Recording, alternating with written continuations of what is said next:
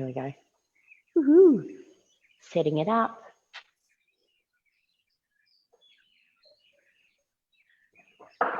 Is it live? Yay. Hi. Yay. So hello, everybody. It's my privilege today to be here with two amazing sisters from the graduates from the Institute. We've got the beautiful Tina Bruce, who was a fellow sister of mine that we went through the third level together, and the beautiful Rachael Cannard, who's just finished her postgrad actually with the Institute as well, which is really exciting. We both are also trained as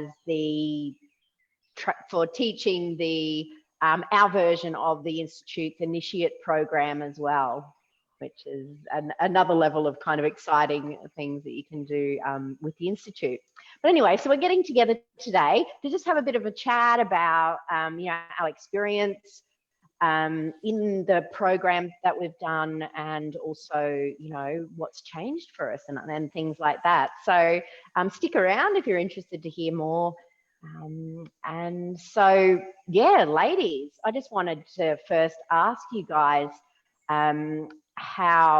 what sort of major contrasts have happened to you, say, before you entered the third level program, and then sort of where you're at now. Do you want me to go first? Sure. How long have we got? It's good. No, I will shorten the answer to this question.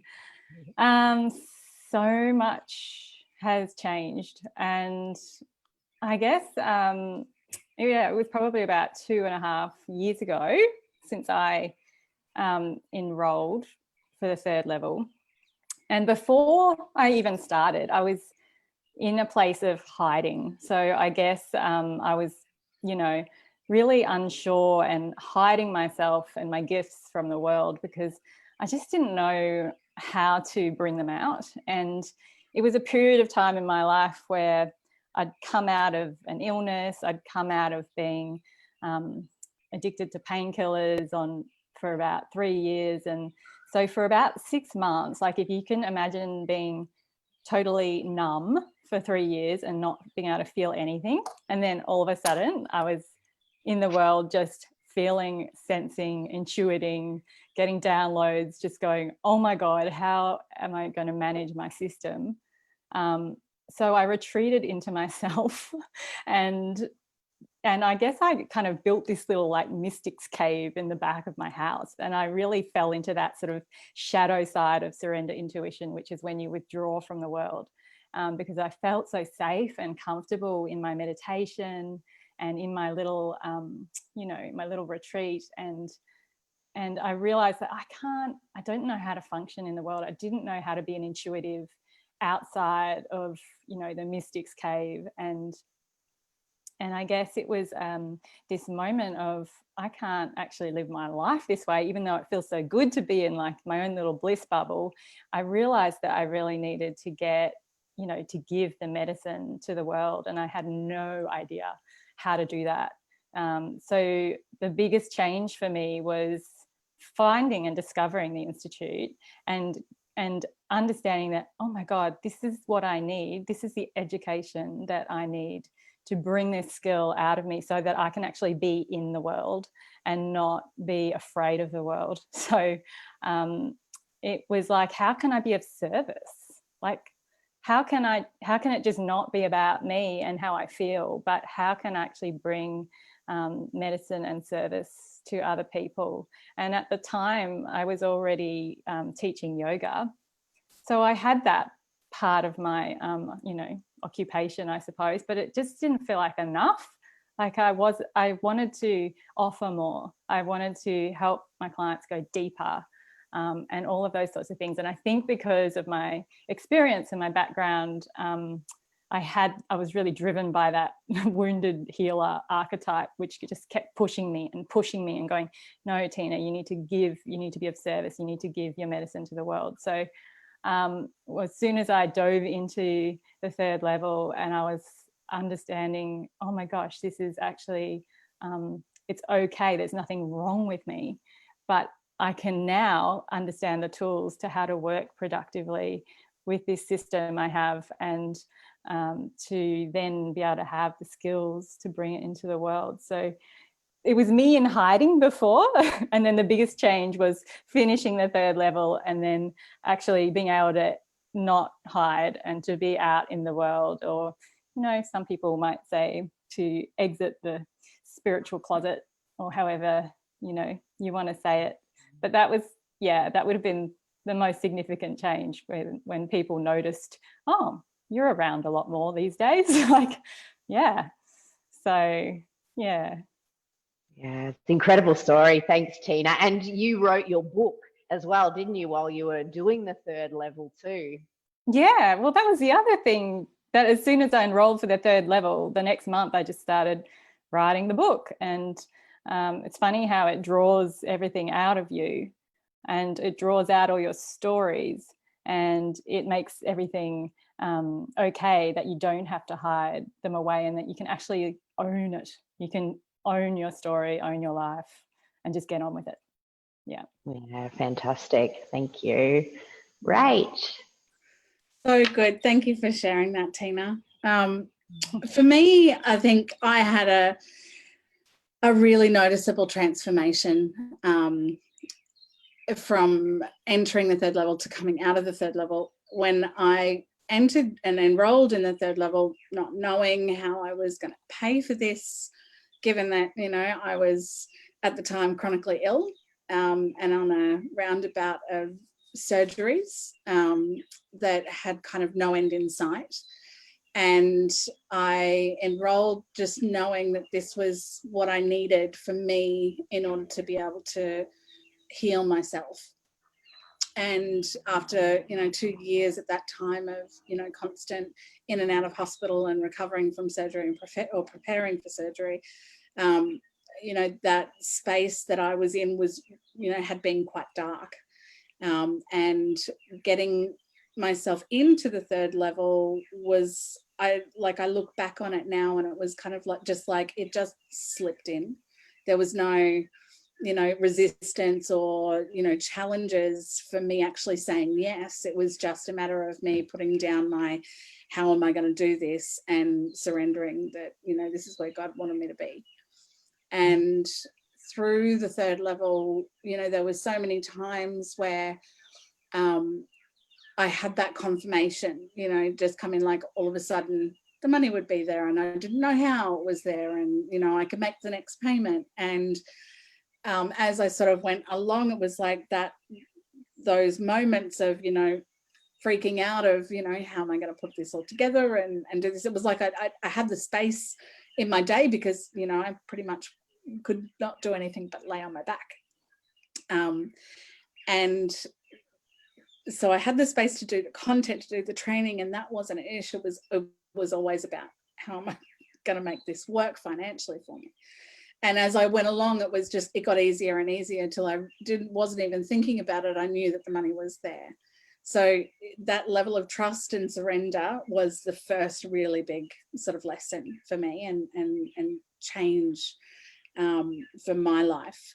But by the end of the training, I think it was about 3 months into the training, I should say, in September, and I'd had a really bad surgery, and hadn't recovered very well. And I remember being in a real state of trauma and panic. And there was just this way of the mentors being, you know, holding me through a particular process that really broke me open. And I actually was able to fully give myself to the content of the program. And by the kind of, you know, I think I had another surgery scheduled in about 3-4 months after that. And just by really diving into the work, instead of having this constant sort of challenge about, you know, the stress or the anxiety about having to go through another procedure, and then the recovery of that, and whether that would fix everything, and whether I'd be healthy, and whether I'd be able to get back to life again,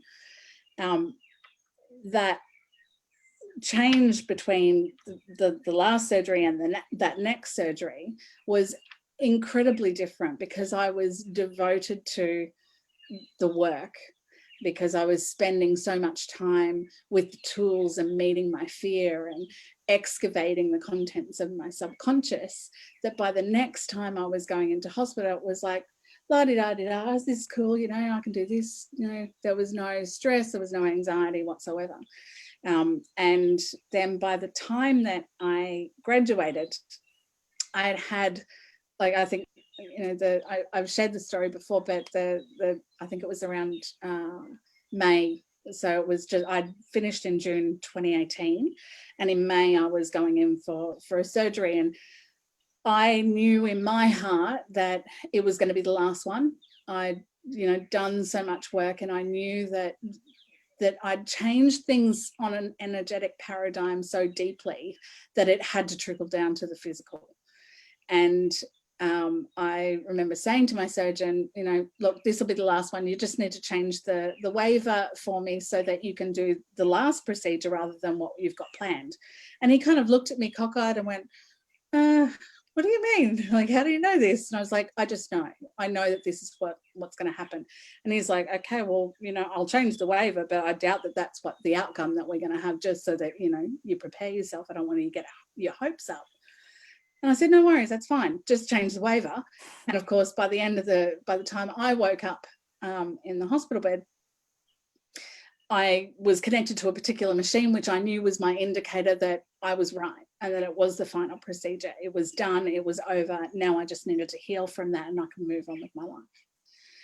And so I graduated the third level, coming out of that recovery, knowing that the work that I had done for myself in meeting my fear, in pulling up all of the bullshit in my subconscious, was exactly what I needed in order to be able to transform my physical state of being.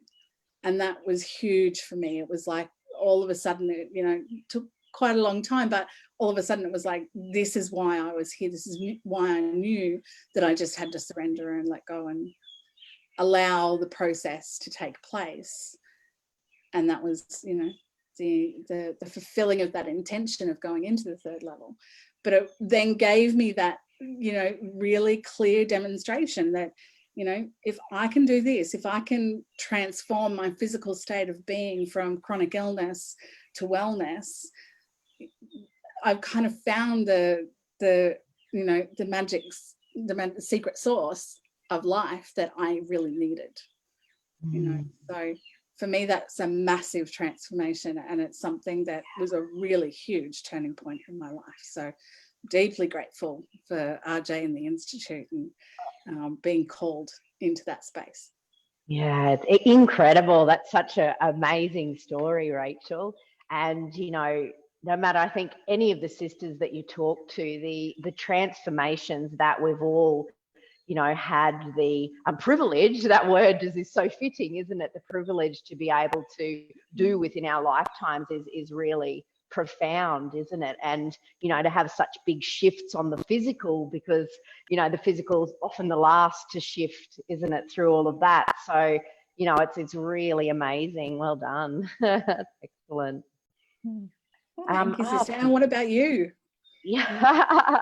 Well, I can kind of resonate a little bit with both of, you know, what you guys were saying. And, you know, before the third level, I was working in academia, so mainstream, you know, at the School of Medicine, mainstream scientific research. But sort of before that, my original training was in naturopathic medicine, but traditional naturopathic medicine, where, you know, we did do energy medicine and, you know, work with vibrational remedies and, you know, all of this type of thing. And so whilst I still had my heart in that space, I was stepped into this mainstream academia, and it was like I was in complete hiding. It was my left brain thinking analytical mind did not speak to my right brain creative mind. And it was like this complete, you know, I was teaching and learning about, you know, vibrational medicine, energy medicine and things like that. And then it was kind of like, and then I'd take that hat off and put this other hat on and, you know, be teaching in the medical program about nutritional biochemistry. And so, there was this complete dichotomy, and it was getting to the stage within me that it felt like that. I felt like I was split in half, and it was really affecting my capacity to move forward as a whole being. And, having then came across and found Ricky Jane and the Initiate program originally. And, I didn't have the intention to do the third level. I just went, oh yeah, this is really interesting. This lady has got the courage that I need to just stand in my truth. I was watching her videos at first and I was like, oh my God, I need some of that. That's what I need. I need to be able to stand there with courage and get out of my own, my own subconscious rubbish about, the old persecution stories and being judged and, all of this type of thing. And yeah, I just kind of went on from there. And then, I have no intention to do the third level. I went, I've studied for 20 years already at that point in my life. And it was like, I don't really need to be studying anything more. And, but it was just no question, similar to you then, Rach, as well. There's no question. As soon as it came up, it was like, right, I'm doing it. It was like, my partner's like, well, where are you going to get the money from? And I remember RJ, so Ricky Jane had said at the time, don't worry, the money will come. And I'll go like, right, okay, yep, I'm in it. And same with you, the money just came. It was like I ended up with a couple of big projects and I had the money to pay it up front. I was only a little bit short by the time, the date came, and it was like, wow, okay, cool, done. And, it's really so, it's encouraging, and it's really that trust, isn't it? Yeah. That trust and allowing the process, to unfold. And, out the other side now, I've really overcome those fears as you do, through all of the processing that we did in the year of the third level. But even walking out the other side, of that as well, it's just continued to unfold. And, just allowing myself more and more. I think, when did we finish, Tina? About a year ago or something? Yeah, I think it was 12 months ago. It was 12 months ago, but I feel like so much has happened in that time that it feels like a lot more. I don't know. My whole sense of time and is a bit, warped at the moment, but we've done so much, even in following that in the last 12 months, like doing the teacher training, and then it just kept on rolling on, didn't it? Yeah, it does. And it just continues to unfold. Like, I've had my branding in my business. Even though I've worked for the institutions, I've always seen the private clients still in my own business. And, I've had the same, branding for 20 years, so to speak. And now it's kind of like only in the last, I think since lockdown, it's that all turning inwards, that stillness. And it's like, I need to rebrand. I need to really step in. And that's like, so it's still unfolding. So I'm just waiting now for my new branding to really, just own it on a street corner of a suburb where people are like, that took a while to get to work up to that. But yeah, I'm really excited about it. And yeah, it's great. So grateful. Thanks. So exciting. Yeah. Excellent. All right. So, did you have another question? No, you can go. That was it. Like, yeah. No, you go, Rach. You're going to go. You sure? I don't know who's next. Well, it's you. I think my question for the both of you kind of leads on nicely from Nikki's question, and just that I guess I'm curious as to what your experience was like coming out of the temple, in that exiting the temple process and coming out into kind of the real world outside of the mystic's cave, and what that experience was like for you both. So maybe Niikee, you want to answer that first? So it's really, I guess, to add on to what I was sort of saying, it's just been this gradual progression ever since. So it was almost like, whilst we had less assessments, yay, having finished the course, it's just continued to unfold. So it's like, okay, so what are you going to do with these new tools? How, was I going to integrate it into, my naturopathic practice and, the yoga meditation? I was doing sort of guided visualizations and stuff a little bit intuitively before, but, I used to sit in consultation with people and like get information and then go, I can't tell them that. They'll think I'm mad, and it was such a struggle within my own mind, but walking through that and out the other side. And the interesting part is that the types of clients changed.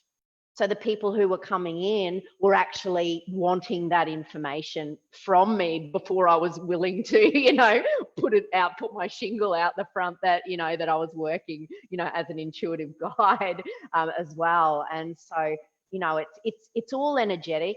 And it's probably the most refreshing thing that I've kind of found out the other side is we don't need to struggle. We don't need to push and shove, and we just need to be and allow, and, what will be. And, without the resistance, it makes the energy flow so much more smoothly. And then, it's just allowing, like letting go of that control, trusting, again, that big trust word. I think that's been my biggest thing, that, just allowing that trust and, walking and, not having to over control and just allowing things to unfold the way that they are. That's nice. I like that. Let it be natural. So coming out the other side, it was like a rebirth. Like, I think I remember leaving the Bali retreat as well, and being in the car and on the phone to my husband on the way to the airport saying, I'm coming home.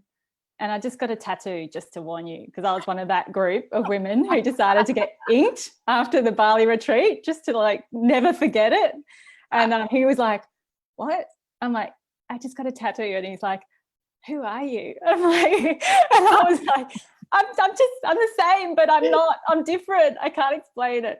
Anyway, I think he freaked out, and but I honestly really feel that even after the third level and feeling that kind of rebirth, or that a new you emerging, because your soul's expanded, so it can no longer be contained inside of the same body. You literally have to become somebody else to carry a soul that is bigger. And so I came out and even when I had my book published, I remember I've written in the blurb, or whatever you call it, about the author, and I've just listed qualifications, intuitive guide at the Institute. And my husband again said, what about all your other qualifications and your past and your, this and that? And I'm like, oh, that doesn't matter anymore. Like, I actually just forgot to include all of those details, because I felt like everything had started from then. Like, it was just, I turned 40. Maybe that's also a number. A lot of people who turn 40 tend to feel like their soul wants to expand. So it did feel like a rebirth. And then I, muddled around for the first month after graduating, thinking, okay, I don't really have a client model base that's one-to-one. I'm a yoga teacher, so I teach groups. I don't have that already set up. How am I going to how is this going to look in a business model? And then 1 month later, boom, Ricky puts out the teacher training, and I was like, thank you. And so I just enrolled in that straight away, and I realized that, oh, well, this is just a continuation on of the way I'm going to teach groups. It'll be yoga and intuition. So that's been really nice. Yeah. Beautiful. How about you, Rachel?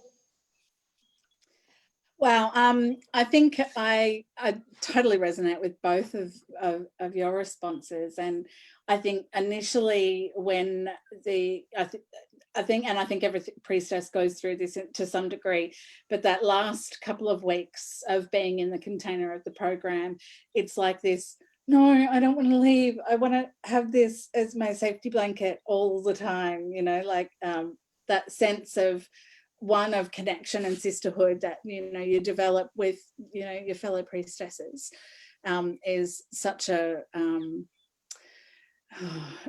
it has just this quality of such nurture and there is a little bit of comfort. So for me, it was definitely like that, oh shit, I've actually got to do this on my own now. Not entirely on my own, but, you know, without the scaffolding of the program. And so the first few months I was really disciplined with my devotions, and, you know, I was excited to be able to offer the work and starting to work with clients. And I think there was some sort of hiccup in the road for me with work. And I remember falling off the bandwagon in terms of my devotions. And all of a sudden it was 3 months later and I hadn't meditated for, you know, for nearly 3 months. And I was like, whoa, that was so easy that it just kind of, all that hard work and discipline that I'd worked at to build just kind of disappeared. And I had a little bit of a slump. And at that time I was considering doing postgrad with the Institute. And there was this kind of clearing out of my life in terms of some of my clients and the more, you know, web design, graphic design sort of work that I had been doing. And I was like, well, how am I ever going to, you know, get postgrad paid for? I was like, am I really back at this cycle of not knowing how I'm going to do this, but knowing that I'm called? And it was just that process of trusting and surrendering and letting things, you know, unfold as they were supposed to. And I think, you know, for me, it was that, that experience of standing on my own 2 feet spiritually, you know, for the first time in a long time, without having something scaffolding me or a program as such. And that was a really liberating experience to go through that slump, to let go of my devotions and to finally realize, oh my God, this is a space that brings me so much joy, is when I'm sitting chanting or, you know, sitting in meditation. I'm like, why the hell would I ever jeopardize giving that time away to anybody else other than myself? You know, like that's just non-negotiable. I have to be in that space. So it was this real understanding of, you know, it was like a regaining of my independence in terms of my discipline, you know. And yeah, that then knowing, being very aware that my student archetype was very much in shadow at the time, because all it wanted to do was continue studying. And I had to really navigate, well, is that the reason that I'm going into postgrad, just because I want to be in that container again? Or is this actually the next best step for my life? And when I came to that understanding that yes, it was like, okay, no brainer, sign me up. And, you know, it just unfolds. But it was really interesting to watch myself go through those motions of, you know, having to stand on my own and then falling over and having to get myself back up, and really seeing the way that my priorities about how I spend my time had really shifted. And that was really great. It was a great period of growth. Yeah, I love that that you said about, you know, when we fall off the wagon of our devotion. And, you know, I'm guilty, like, especially when I go on holidays, it's like, oh yeah, don't do this, don't even do yoga, don't, you know, just kind of like just allow it all to let go. And then it's like you get to this point and it's like, oh, I'm starting to feel stressed. I'm starting to like, it's like, right, A, I need yoga, B, I need to put myself in that higher vibrational field. And, you know, literally that's the joy that keeps you there, isn't it? Really, it's like, wow, you just feel so much better when you're in that, you know, expansive, you know, state connected to the divine. It's such a beautiful experience. Yeah, I know what it's like to be off the wagon and under the wagon, and getting dragged along by the wagon, under the wheels of the wagon. Oh my God, caught in the spokes and all mangled in the wagon. Oh my gosh. Yeah, well, the wagon's gone off the cliff. The wagon like it has wings. Good. I love the wagon. It's such a good teacher. I think we all need those experiences of veering off the path. And then isn't it? Yeah, then you can appreciate the path so much more. Yeah, it's great. Yeah. So Niikee, What was the highlight, if you can think of one particular highlight of the third level, what would you say that would be? I think the greatest thing that it has given me is permission to be me.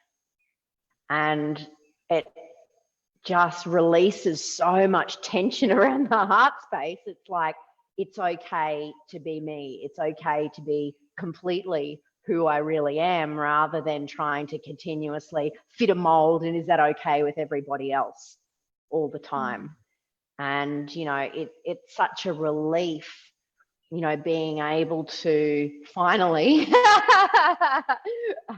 you know, finally be able to be okay with who I am, you know, perfectly imperfect. And that's okay. We all are, you know, it's like, you know, trying to live up to these unrealistic expectations of myself, always trying to prove this and do this and, you know, be the best at that from, you know, my life before, because I didn't feel my own worth. So it's that, you know, constantly trying to get on your worth from the outside, and, you know, just being okay with what is, and, you know, being able to hold that. And, you know, from there, it's like it creates boundaries. And, you know, for, you know, sensitives, which I'm sure you guys can understand, when you don't have boundaries, it's really hard to distinguish what's actually happening to you and what's happening to everybody else out there. And you could like take on other people's stuff and it's like, oh my God, why do I feel like rubbish? And then, you know, you can start to create why you might feel like rubbish, but it's actually not your rubbish. It's like the rubbish from the outside. And it was really remarkable that stepping into myself and allowing myself to be who I am, all of a sudden there's these boundaries and this discernment and this, you know, there were other things that I was always chasing and they were elusive, but it's like all of a sudden all that was just there. And it's like, wow, it's really, it was such probably my key transformational thing. And that trust, you know, you've got to trust. And it's like, you know, trust walking into that as well, and allowing. And yeah, I feel like a completely different person. I don't have this constant, you know, knot in the tummy about, you know, am I okay all the time. It's like, you know what, just trust, and, you know, everything is as it should be. And it's, yeah, it's such a relief that it's even easier to breathe. Yeah, I think it all comes back to self-approval, doesn't it? Like that worth, sense of worth. Yeah. It's okay to be me. Yeah. And that moment that you realize that is the highlight, is that when it sinks in, it's like, oh, I can just be who I am. I don't need to shapeshift or please others or Yeah. That was probably mine. How about you, Tina? Did you have another one? Highlight? I think for me, it was probably on retreat in Bali, and it was probably the moment I was most terrified. And I was even more than terrified. I was like completely hijacked by fear for 2 days in a row. And it was the process of releasing a trauma, which was such a highlight for me. And I let my body take over and do what it had to do and heal that particular trauma. And it was followed up with a session with Angelique in Bali, who did intuitive tapping with me.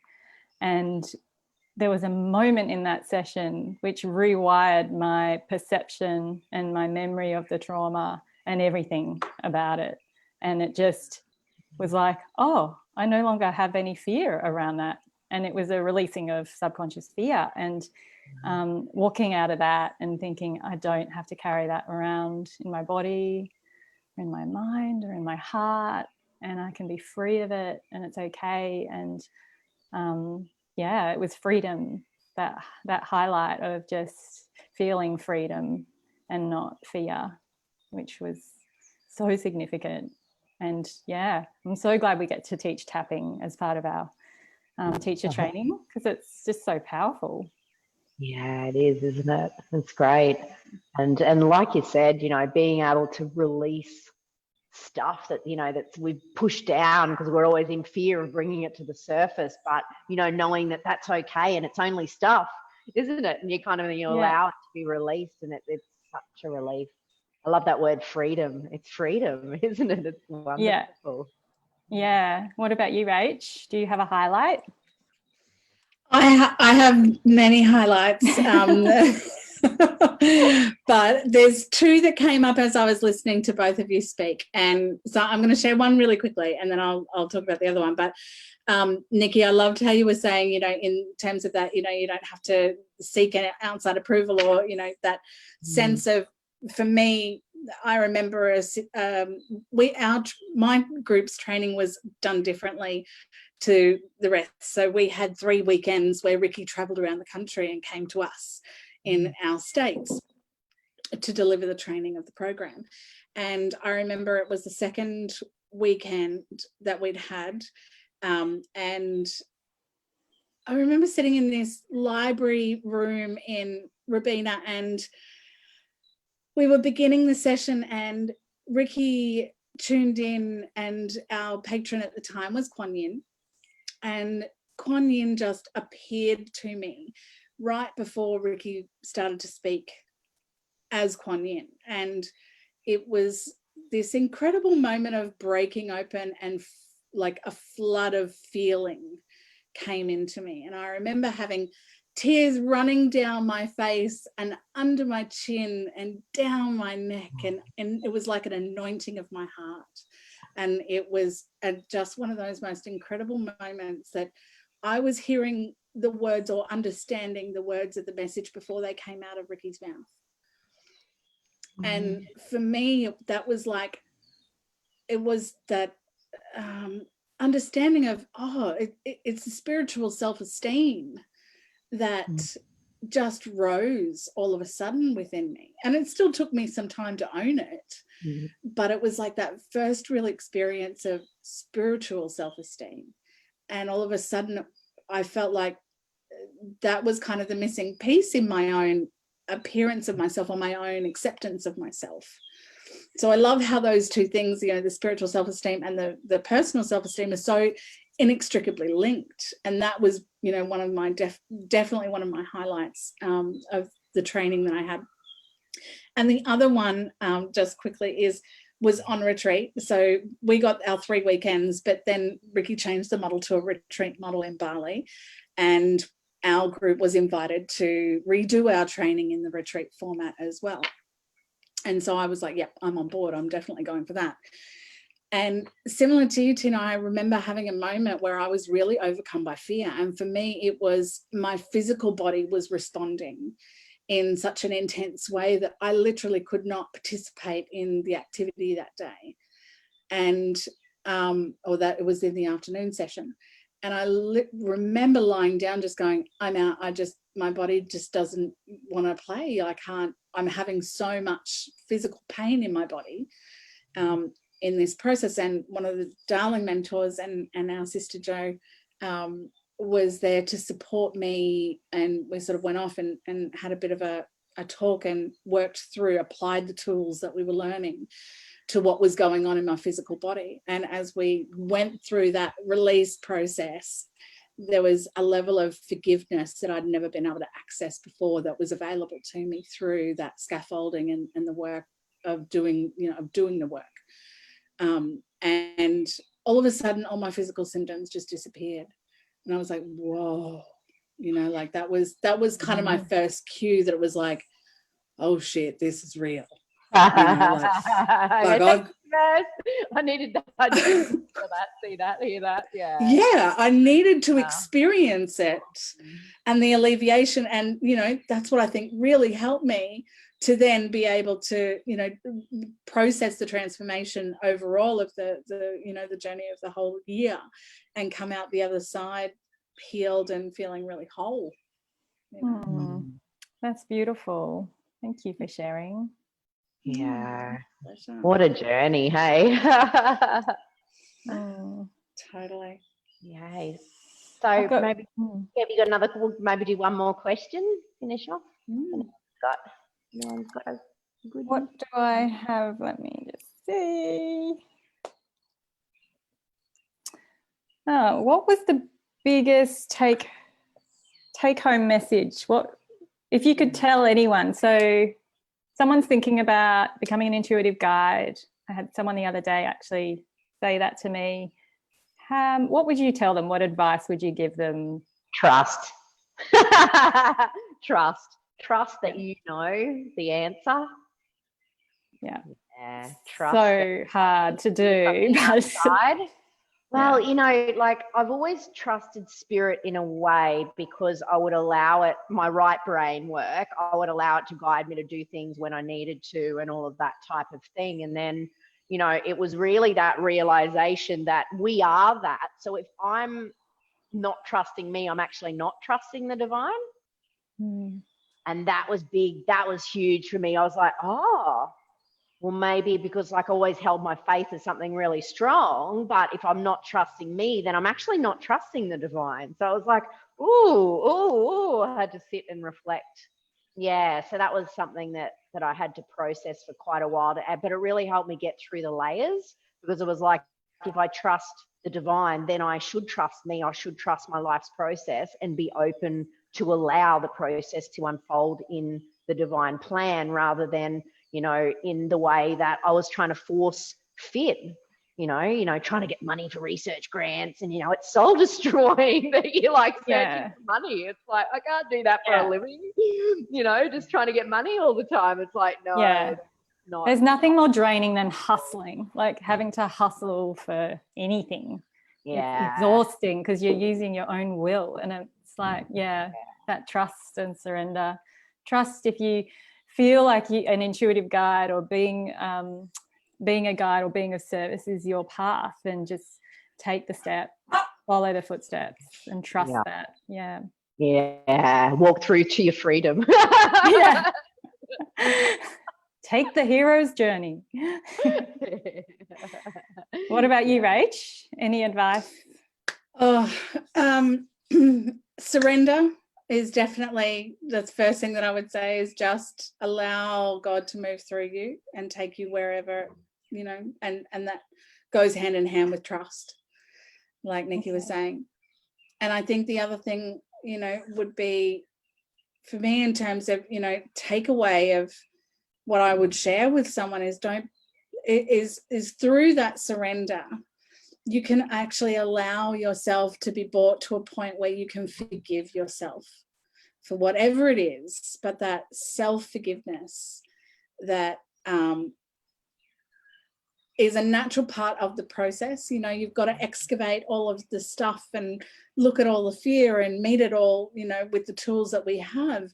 But there's also this level of, for me, there was this level of resentment towards myself that I needed to forgive for getting myself into that position anyway, you know, and especially, you know, given my circumstances at the time, there was a lot of felt sense of being self-inflicted, you know, that all of my patterns of negative thoughts or buying into fear or, you know, allowing those dominant negative self-beliefs to exist within me, that I had to forgive, you know. And it's easy for us to forgive other people, but when it comes to ourselves, it's super hard. But surrendering into that process was one of the biggest gifts that the whole journey gave me, you know, and it releases me. And it gives me that liberation, that freedom to be able to, you know, if I can forgive myself of that, I can forgive myself for anything from here on forward. Yeah, so beautifully said. And, you know, that's a lot of the barriers that people have to, you know, to their expansion, to creating change in their world, is about allowing the self to be the self.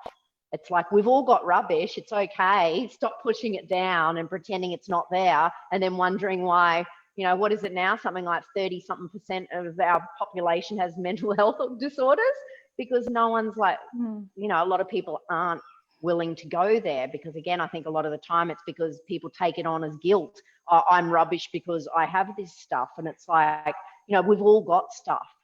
It's like, that's why we're here to, work through the stuff and, just allow that to be what it is, isn't it? So, yeah. And that sameness, that the fact that there is only one of us here, and knowing that everybody, and seeing it really close up in the third level, because you're seeing that with your sisters, you're witnessing them go through the same things, but just different appearances.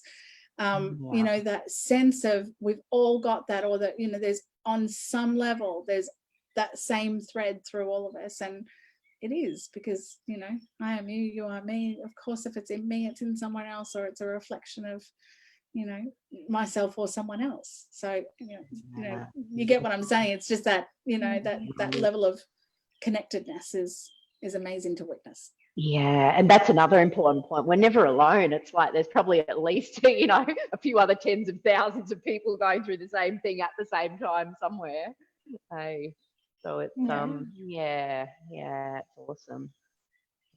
Thank you all for your comments as well. We have some lovely comments coming through on the chat as well. So from all the sisters, and it's so cool that like now you've got all these sisters trapped in your circle forever. Once you do the third level, there's just no going back. You have instant family and always support and never alone. And it's just, that's priceless, really. So it's very, very special. And I think that was one of the unexpected benefits for me of doing the third level, was being able to heal those sister wounds and actually, feel like I'd come home, and I knew that these women, I didn't need to have prior knowledge of them. I knew that our hearts were in the same place, and that, we had that connection that was beyond everything that I've ever experienced before when it comes to a sisterhood. So, that I'm deeply grateful for. Same. Yeah, it's great.